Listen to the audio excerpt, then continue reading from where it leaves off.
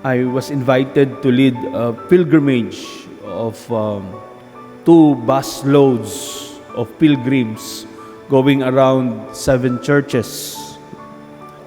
At one point, I remember I told the people about Jesus Christ and how He was persecuted precisely because He sided with people who were considered unimportant. We were on our way out and I was approached by a lady. And she told me, "Oo nga, Father, bakit nga may mga taong hindi pinapansin, Tapos nakita ko, wala siyang nakasabit na ID. At naisip ko, meron pa kaming susunod na pupuntahang mga simbahan. Baka maistorbo ako nitong taong ito."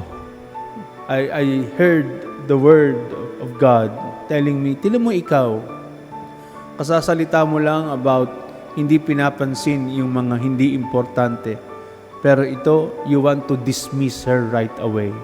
Let us be careful, my dear friends, because sometimes we can be very superficial and we can always wait for God's truth according to our own terms, according to our own categories.